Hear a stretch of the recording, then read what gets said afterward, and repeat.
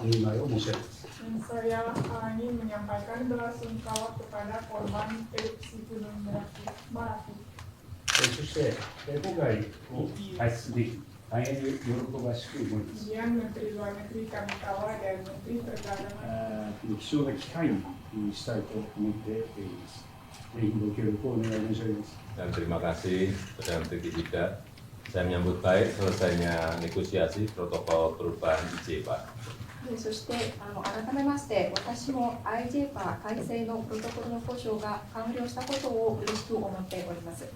Dan kita perlu pastikan kesepakatan ini segera ditandatangani dan agar segera dapat diimplementasikan.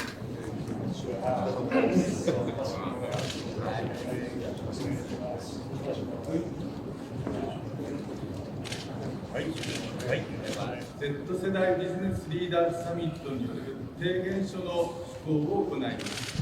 We now call the hand of the ceremony for joint statements by the ASEAN Japan Young Business Leaders and Generation Z Business Leaders Summit. 各サミット代表者は提言書の施行をお願いいたします。Please hand over the joint statements to President Joko and Prime Minister Kishida respectively.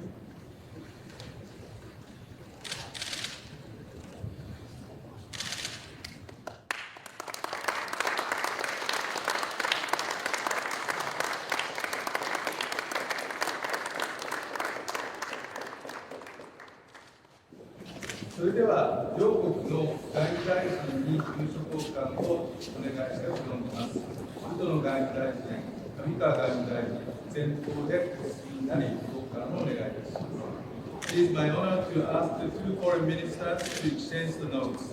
Minister Rutaro, Minister Kamigawa, please proceed and exchange the notes.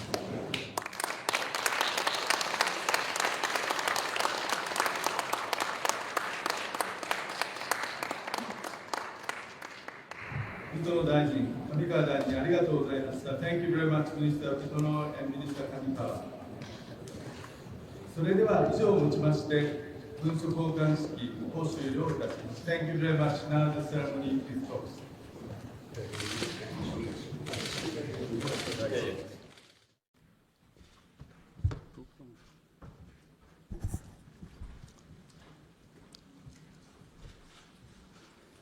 ただいまから岸田内閣総理大臣とジョコインドネシア共和国大統領による共同議長記者発表を行います。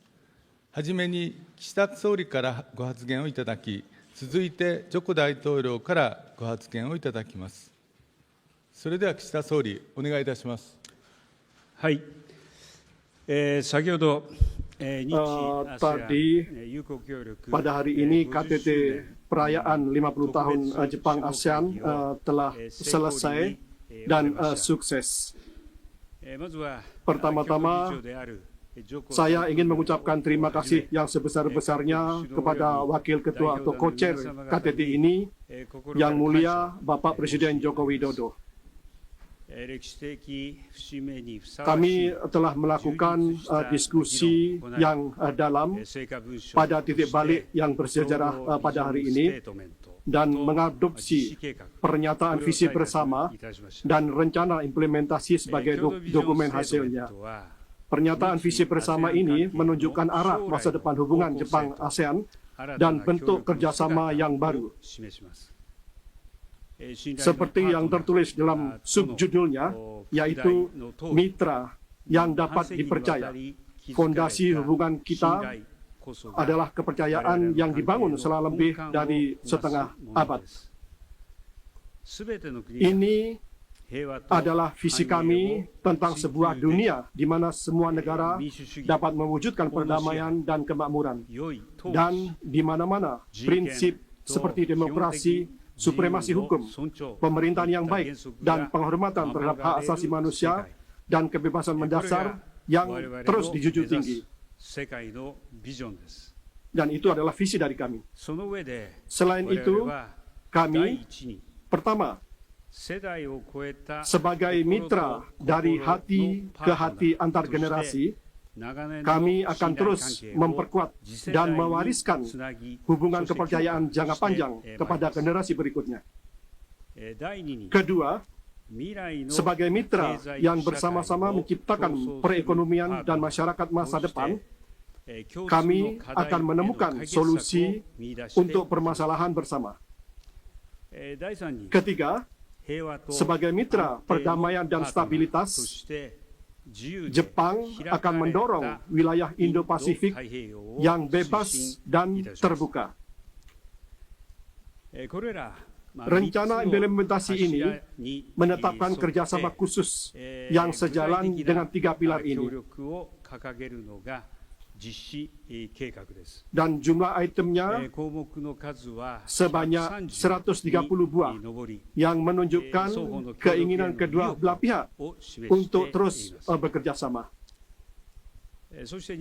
Dari pilar-pilar ini, Jepang secara khusus mengusulkan aktivitas yang konkret sebagai berikut. Yang pertama, kami akan meluncurkan kemitraan kreasi bersama generasi berikutnya, yaitu sebuah program pertukaran SDM yang komprehensif yang mencakup pertukaran intelektual dan budaya, mitra bahasa Jepang, dan lainnya. Kami juga akan lebih mempromosikan pertukaran 2 arah antara para pemimpin bisnis muda dan pihak yang lainnya.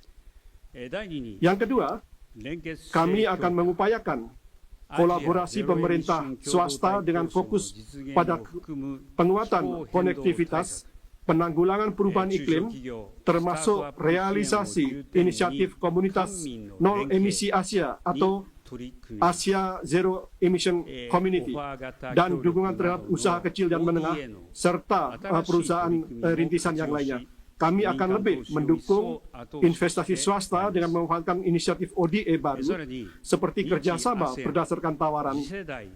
Selain itu, kami juga meluncurkan suatu inisiatif kreasi bersama industri otomotif generasi berikutnya Jepang ASEAN.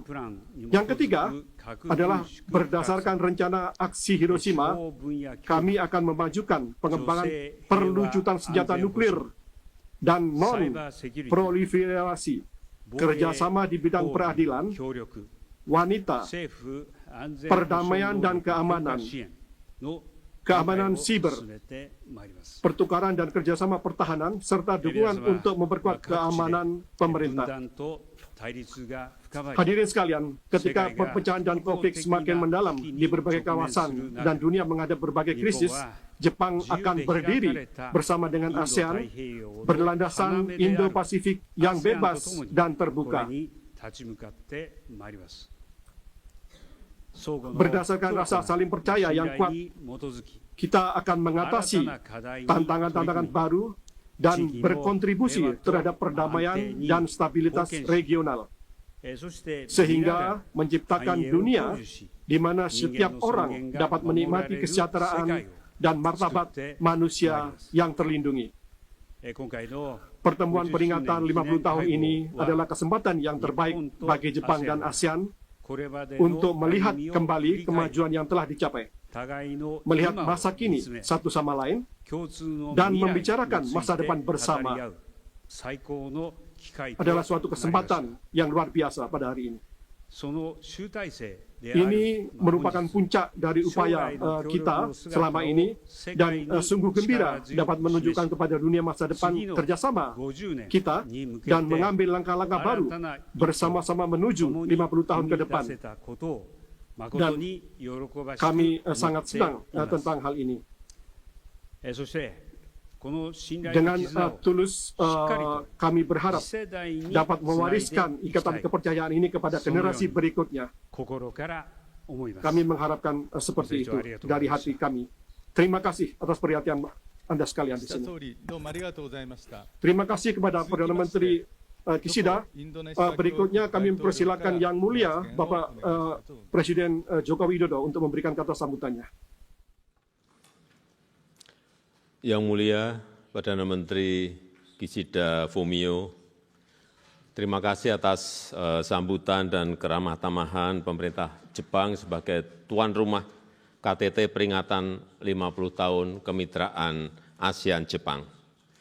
Dalam KTT tersebut telah disepakati visi bersama, dan rencana implementasi yang menjadi acuan kemitraan ke depan. Yang mulia, 50 tahun kemitraan ASEAN-Jepang telah menjadikan ASEAN dan Jepang sebagai trusted partners.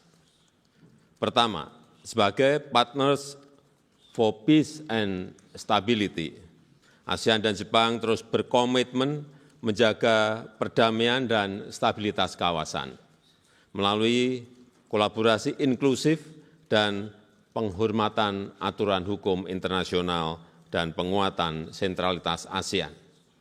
Para pemimpin ASEAN juga menyampaikan apresiasi atas dukungan penuh Jepang untuk implementasi dan pengutamaan ASEAN Outlook on Indo-Pasifik dan menyambut baik rencana KTT mekanisme trilateral antara Jepang, RRT, dan Korea Selatan sebagai wujud habit of dialogue.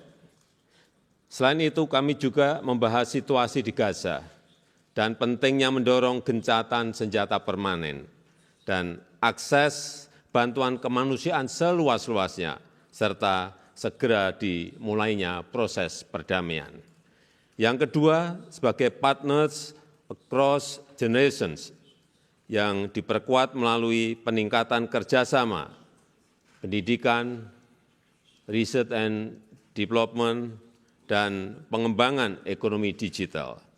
Yang ketiga, sebagai partners for economy and society melalui prioritas kerjasama dua sektor utama, yaitu penguatan ketahanan pangan dan energi melalui kerjasama teknologi pertanian, mendorong investasi dan alih teknologi. Percepatan transformasi digital melalui upaya upscaling dan reskilling SDM, serta peningkatan konektivitas digital khususnya bagi UMKM. Selain itu, ASEAN juga mengharapkan dukungan Jepang terhadap kerangka ekonomi digital ASEAN, pemanfaatan RCEP yang lebih optimal, serta transisi energi yang lebih adil dan berkelanjutan. Sebagai penutup, dengan semangat persahabatan, saya meyakini kemitraan ASEAN dan Jepang dapat terus berkontribusi menjaga stabilitas dan perdamaian, mendekatkan masyarakat, dan menggerakkan pertumbuhan ekonomi di kawasan dan dunia. Terima kasih.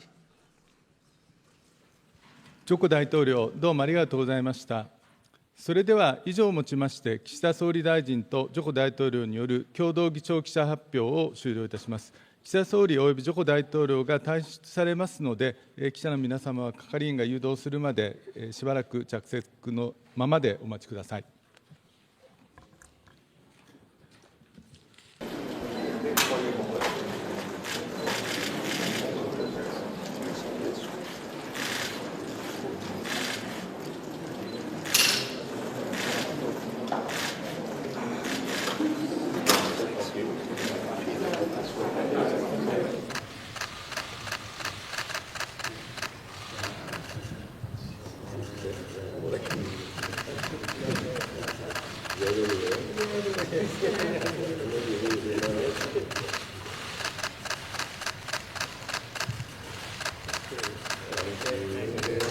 それでは、本年の ASEAN 議長国として、共同議長を務めていただくジョコ大統領から開会のご挨拶をお願いいたします。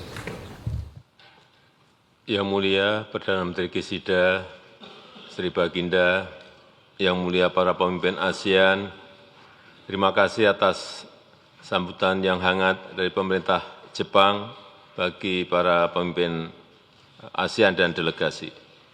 Selama 50 tahun, kemitraan ASEAN-Jepang telah meraih banyak capaian dalam menjaga stabilitas dan perdamaian, mendekatkan masyarakat, serta menggerakkan pertumbuhan ekonomi di kawasan. Kemitraan komprehensif strategis ASEAN-Jepang yang kita sepakati di Jakarta September yang lalu adalah modal untuk memperkokoh hubungan di tengah ketidakpastian global, sehingga harus direalisasikan dalam bentuk kerjasama yang konkret yang saling menguntungkan dan bermanfaat langsung bagi masyarakat, seperti pendanaan infrastruktur, transisi energi, transformasi digital, ketahanan pangan, dan penguatan rantai pasok. Kemitraan juga harus berorientasi masa depan. ASEAN berharap Jepang sebagai salah satu mitra paling aktif dapat terus menjadi trusted partner dalam mewujudkan Asia Timur dan Indo-Pasifik sebagai kawasan yang resilient dan menjadi pusat pertumbuhan ekonomi. Kita semua bertanggung jawab menjaga kedamaian, stabilitas, dan inklusivitas kawasan melalui penguatan habit of dialogue and cooperation. Yang mulia, pernyataan visi bersama dan rencana implementasi yang akan dihasilkan dari KTT hari ini akan melandasi kemitraan kita ke depan dan mendukung visi Komunitas ASEAN 2045. Saya berharap this new generation partnership dapat menjadi jangkar bagi kemakmuran, perdamaian, dan stabilitas kawasan kita bersama. Terima kasih, Yang Mulia. Widodo melakukan pertemuan bilateral dengan Perdana Menteri Jepang Fumio Kishida di Istana Akasaka, Tokyo pada hari ini tanggal 16 Desember 2023. Kunjungan Presiden Republik Indonesia ke Jepang ini adalah dalam rangka KTT perayaan 50 tahun ASEAN Jepang. Jadi besok pada tanggal 17 Desember Bapak Presiden akan memimpin bersama KTT ASEAN Jepang mengingat Indonesia masih memegang keketuaan ASEAN. Dan KTT ASEAN Jepang ini juga merupakan kegiatan besar terakhir keketuaan Indonesia di ASEAN. Sementara lusa 18 Desember, Presiden akan hadir dalam KTT AZEC atau Asia Zero Emission Community dan dilanjutkan dengan luncheon bersama dengan kalangan bisnis Jepang serta melakukan courtesy call ke Kaisar Jepang bersama para pemimpin ASEAN lainnya.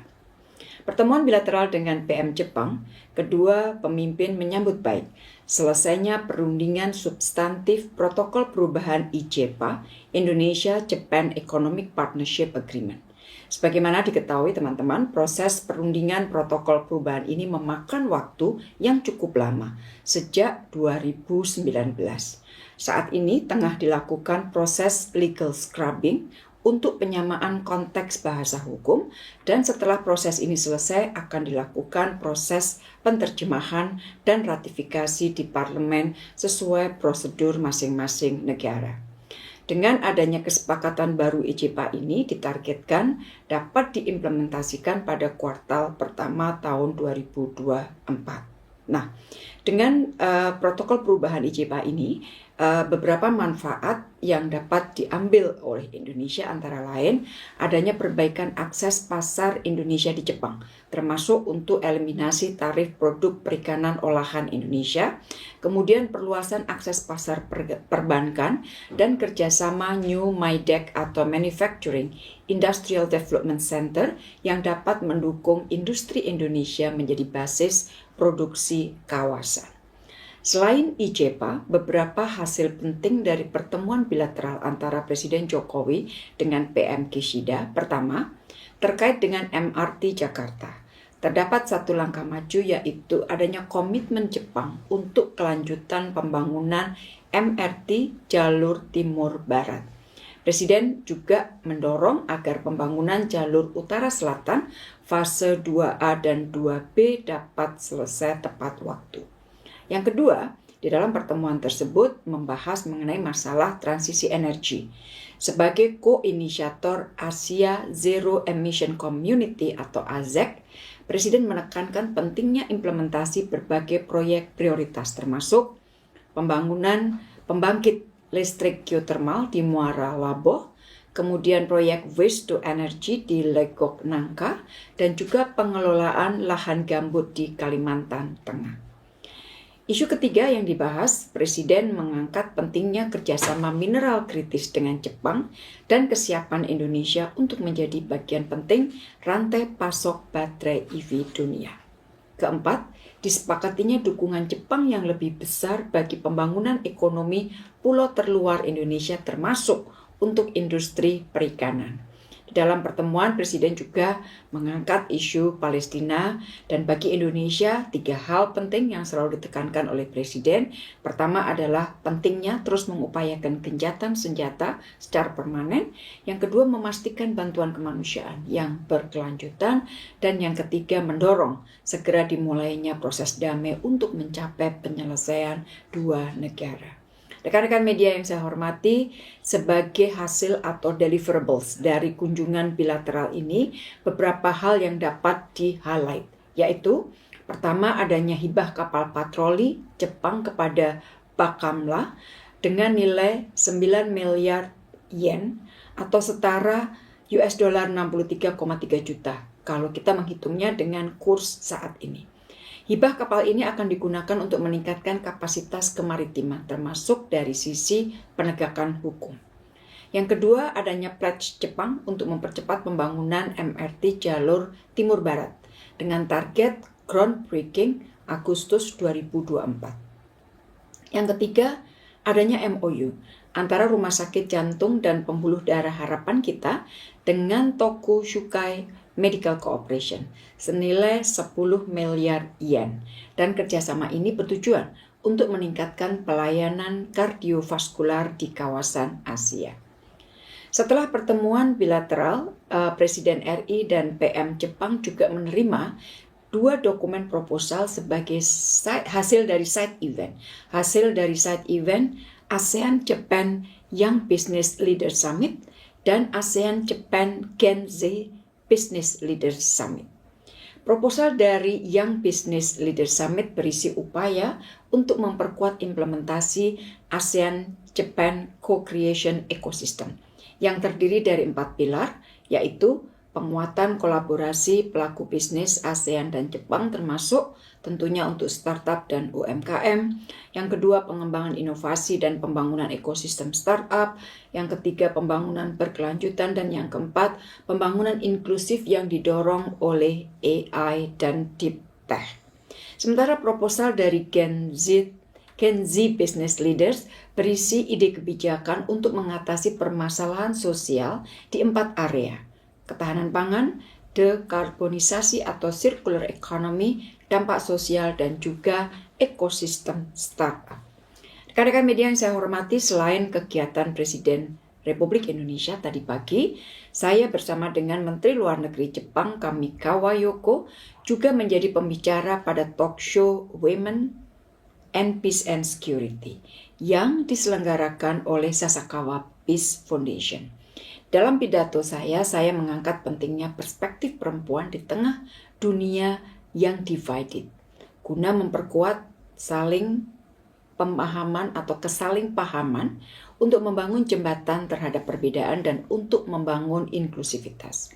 Peran perempuan krusial bagi peace process karena perempuan mampu melihat lebih detail dan mampu melakukan engagement dengan local community secara inklusif. Indonesia terus secara aktif mempromosikan penguatan peran perempuan dalam perdamaian ini baik di tingkat regional maupun multilateral, termasuk saya sampaikan bahwa Indonesia adalah inisiator dari South Asia Network of Women Peace Negotiators and Mediators, dan melalui resolusi PBB 2538 ini adalah merupakan inisiasi Indonesia mengenai Women Peacekeeping Operation. Jadi saya ulangi lagi, Indonesia telah menginisiasi lahirnya resolusi PBB 2538 terkait Women Peacekeeping Operation. Dan hingga saat ini terdapat lebih dari 119 Women Peacekeepers Indonesia di 7 misi perdamaian PBB. Selain itu, kemarin setiba saya di Tokyo tanggal 15 Desember, saya juga telah meresmikan gedung baru KBRI Tokyo yang juga turut hadir di dalam acara peresmian adalah State Minister for Foreign Affairs Mr. Suji Kyoto, dan juga Menteri ESDM Pak Arifin Tasrif. Saya sampaikan bahwa gedung baru KBRI ini fits for purpose, baik untuk kebutuhan fisik maupun misi diplomatik yang diemban oleh KBRI Tokyo. Demikian rekan-rekan yang dapat saya sampaikan. Hasil pertemuan KTT ASEAN Jepang dan pertemuan terkait lainnya akan disampaikan secara terpisah. Terima kasih.